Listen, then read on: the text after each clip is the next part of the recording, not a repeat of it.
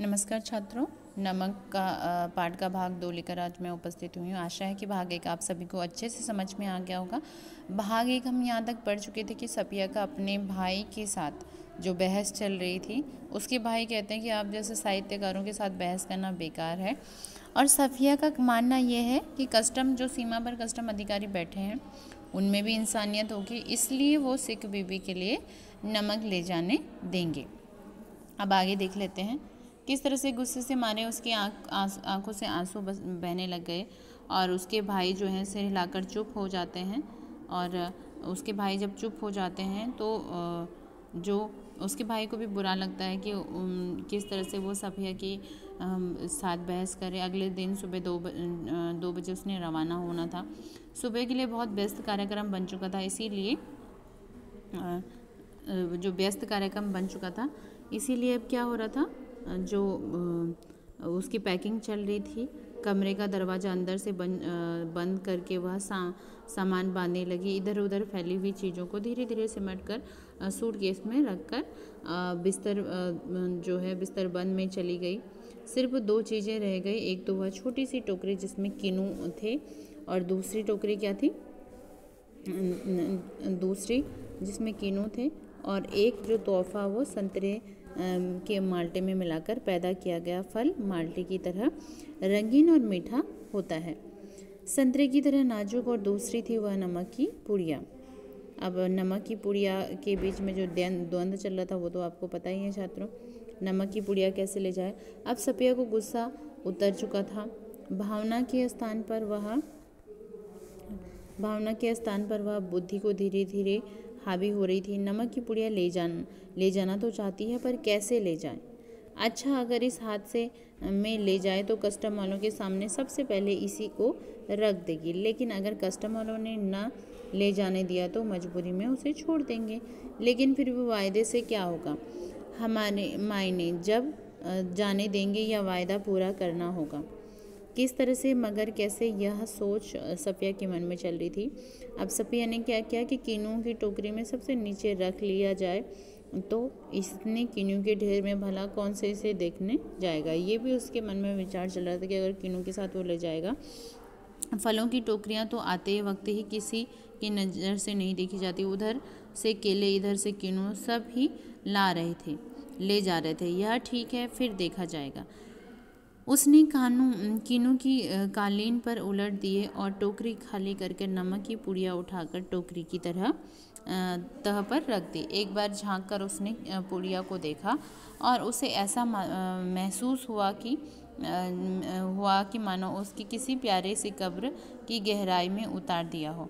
कुछ देर उकड़ू बैठी वह पुड़िया को ताकती रही, उसकी कहानियों को याद करती रही कि वह अपने बचपन में अम्मा से सुना करती थी, जिसमें शहजादा अपनी रान चीर कर हीरा छिपा कर ले जाता था।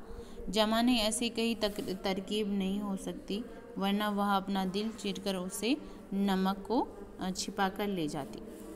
इस तरह से सफिया के मन में था कि वह सिख बीबी के लिए अब लाहौर से नमक बिल्कुल लेकर ही जाएगी। फिर वह कीनों को उठाकर एक एक करके टोकरी में रखने लगी, पुड़िया को इधर उधर आसपास, फिर ऊपर से यहाँ तक कि बिल्कुल छिप गई। और वो आश्वस्त भी हो गई कि अब वो छिप गई। सूटकेस पलंग के नीचे खिसकाकर टोकरी उठाकर पलंग के सिराने में रख गई, तब लेटकर दोहर ओढ़ ली। रात को तकरीबन 1:30 बजे मार्च की सुहानी हवा खिड़की की जाली से आ रही थी। बाहर चांदनी साफ और ठंडी थी। खिड़की के करीब लगा चंपा का एक घना सा दरख्त सामने था। सामने की दीवार में पत्तियां अक्सर किस तरह से लहरा रही थी और किसी तरह से उसे दबी हुई खांसी की आहट हुई। दूर किसी कुत्ते के भौंकने या रोने की आवाज़, चौकीदार की सीटी और फिर सन्नाटा। यह पाकिस्तान था। यह उसके 3 सगे भाई और बेशुमार चाहने वाले दोस्तों का घर था। नन्हे नन्हे भतीजों और आने जाने वालों का घर था, उनके मित्रों का घर था। किस तरह से उन सबको सफिया के बीच में एक सरहद और नोकताह लोहे की छड़ों का जंगला कस्टम कहलाता था। कल वह लाहौर से चली जाएगी। तो क्या हो सकता है, साल भर बाद फिर आए। 1 साल से पहले वह अब नहीं आ सकती थी। वह हो सकता था कि अब वह कभी ना आ सके। उसकी आंखों में आहिस्ता आहिस्ता बंद होने लगे। फिर उसे सफ़ेद दुपट्टे से दूधिया आंचल में लहराता दिखाई देने लगा। जिस प्रकार यहाँ वहाँ सितारे झिलमिला रहे थे। हमें वहाँ से यहाँ आए तो बहुत दिन हो गए। यहाँ हमारी कोठी भी है, बिजनेस भी है। हम यहाँ सब बस गए, पर हमारा वतन तो लाहौर है। ये बात किसको याद आई? सफ़िया को। किसकी? सिख बीबी की। सफ़िया सोच रही है कि नमक तो मैं किसी भी तरह से ले जाऊंगी, और सिख बीबी की बात भी उन्हें याद आ रही। फिर इस तरह से इकबाल का मकबरा, लाहौर का किला, किले के पीछे डूबते हुए सूरज की नारंगी किरणें, आसपास फैला उभरता हुआ अंधेरा, उस रंगीन अंधेरे में बहती हुई नरम हवा, उस हवा में रची हुई मौलसिरी की खुशबू, और मकबरे की सीढ़ियों पर बैठे हुए इंसान सिर झुकाए चुपचाप उदास बैठे जैसे कि दो बेजान परछाइयाँ। तो तुम कल चली जाओगी? हाँ। अब कब आओगे? मालूम नहीं, शायद अगले साल, शायद कभी नहीं। अचानक उसकी आंखें खुल गई। शायद उसने मकबरे की सीढ़ियों के नीचे डूब कर पत्ती तोड़ी, जिस पर ठंडी ओस जमीन पर शुरू हुई थी।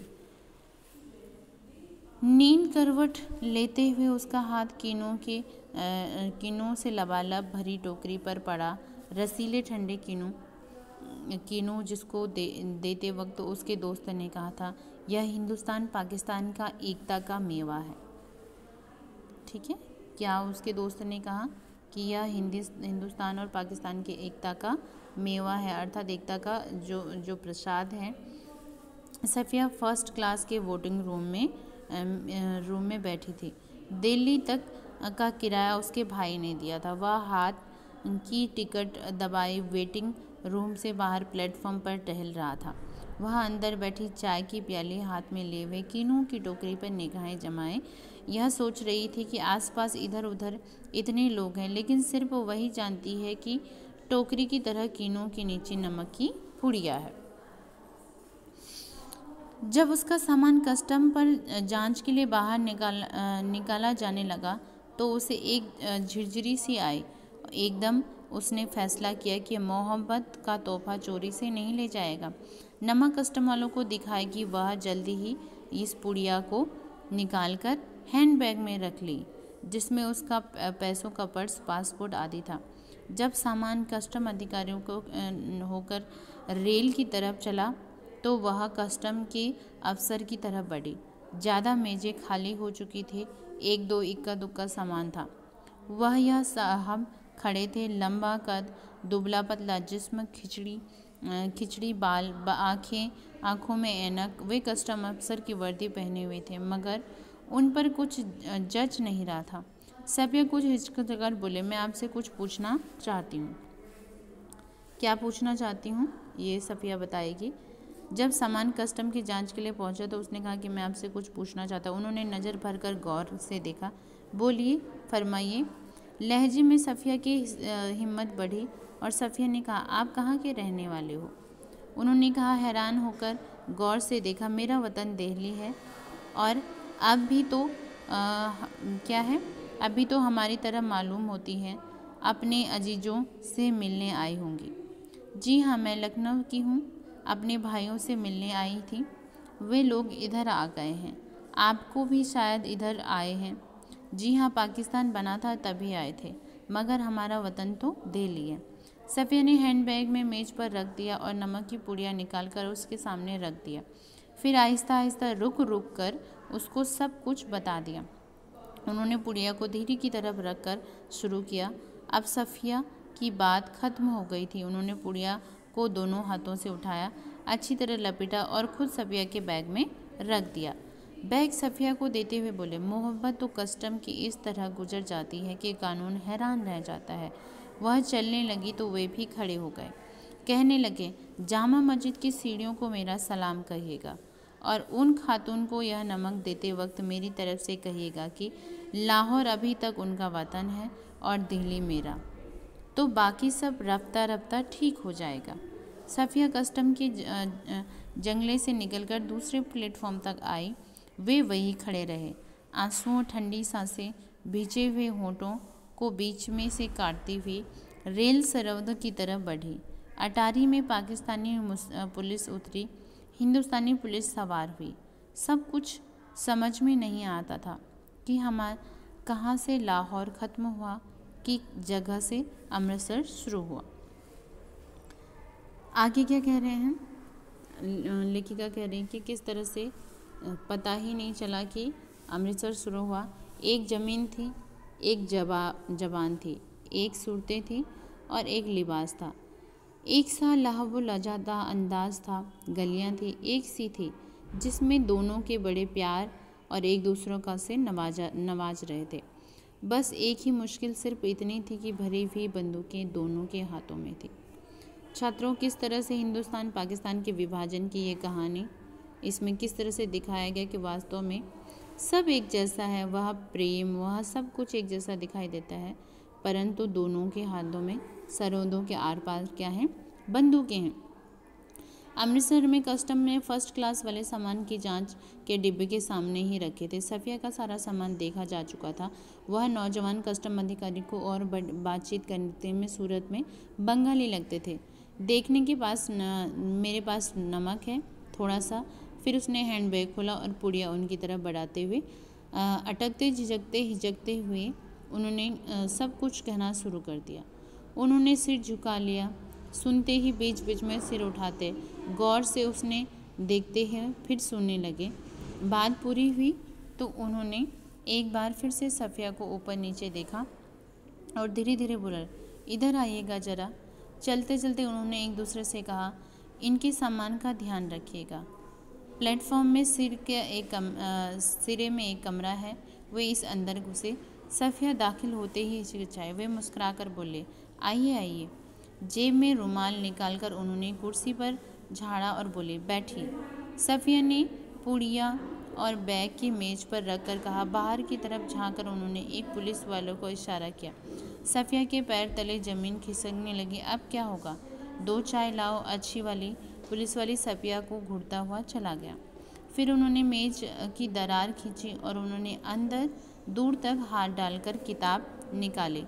किताब में सफ़िया के सामने रखकर उन्होंने पहला सफ़ा खोला।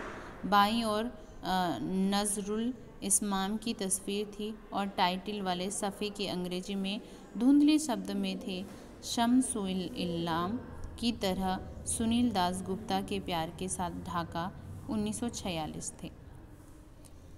तो आप क्या ईस्ट बंगाल में हैं? हाँ, मेरा वतन ढाका है, उन्होंने बड़े ही फ़ख्र से जवाब दिया। तो आप यहाँ कब आए? जब डिवीज़न हुआ तभी आए, मगर हमारा वतन ढाका है। मैं तो कोई 12-13 साल का था तब। नज़रुल और टैगोर के तो हम लोग बचपन से ही पढ़ते हैं। जिस दिन हम दोस्त यहाँ रात में आए थे उससे ठीक 1 वर्ष पहले सबसे पुराने वाले प्यारे से बचपन के दोस्तों ने मुझे यह किताब दी थी। उस दिन मेरी सालगिरह थी। फिर हम कलकत्ता रहने लगे, नौकरी भी मिल गई। हम वतन आते जाते हैं। वतन? सफ़िया ने जरा हैरान होकर पूछा। मैंने उसके पास कहा न कि मेरा वतन ढाका है। उन्होंने जरा बुरा मानकर कहा, हाँ हाँ ठीक है। सफ़िया जल्दी बोली, तो पहले ही इधर कस्टम था, अब इधर कुछ गोलमाल हो रहा है।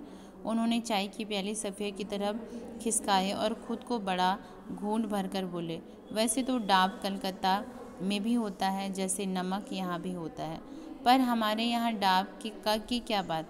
हमारी ज़मीन, हमारा पानी, हमारा मज़ा ही कुछ और है।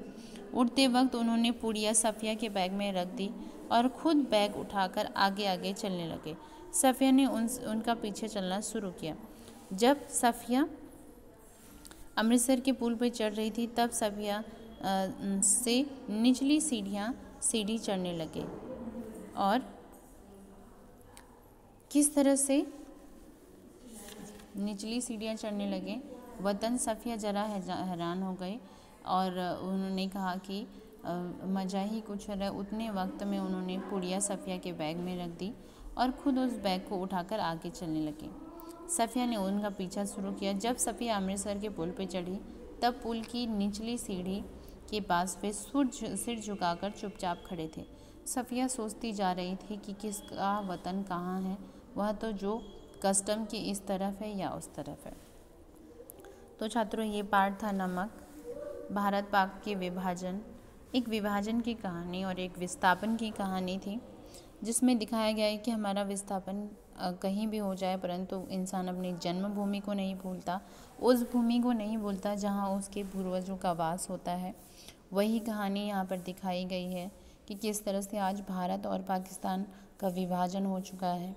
दोनों के मध्य आपसी संबंध अच्छे हो या ना हो, परंतु जिन लोगों का विस्थापन हुआ है उनकी दिलों से यह संबंध, जो प्रेम का संबंध है, वो कोई नहीं मिटा सकता, और वही इस पाठ के माध्यम से दिखाया गया है।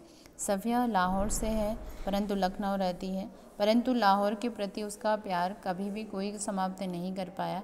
वैसे ही सिख बीबी जो कि लखनऊ में रहती हैं परंतु लाहौर से हैं, और लाहौर के प्रति उनका प्रेम कोई ही नहीं उठा पाया। वैसे कस्टम अधिकारी हैं जो दिल्ली से हैं, परंतु पाकिस्तान में उनका विस्थापन हुआ है, उन भारत के प्रति, दिल्ली के प्रति उनका प्रेम किसी ने नहीं मिटा पाया। तो छात्रों, चाहे सरहदों की जो दूरी हैं वो वास्तव में ही किसी, कोई भी रेखा, कोई भी सीमा खींचकर हम विभाजन तो कर सकते हैं, परंतु जो दिलों का जो प्रेम है, दिलों का विभाजन कोई नहीं कर सकता। और वही इस पाठ के माध्यम से हमें सज्जाद जी ने, रजिया जी ने दिखाने का प्रयास किया है कि चाहे वो भारत का विभाजन हो, भारत से पाकिस्तान बना हो या बांग्लादेश बना हो, परंतु जो आपसी प्रेम है, जो दिलों का जो प्रेम है, वो कभी भी ये सरहदें समाप्त नहीं कर सकती।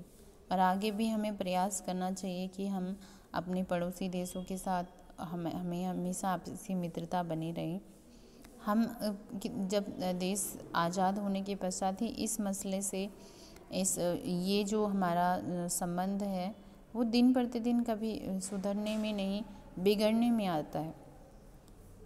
परंतु इसका एक मुख्य कारण ये भी है कि आपसी जो मिसअंडरस्टैंडिंग जिसे हम कहें, आपसी जो मतभेद है, उसको हमें सुलझाना चाहिए। और हम सब युवाओं का प्रयास होना चाहिए कि सभी आपसी प्रेम भाव से रहे, और वही चीज़ यहाँ पर दिखाने का प्रयास भी किया गया है।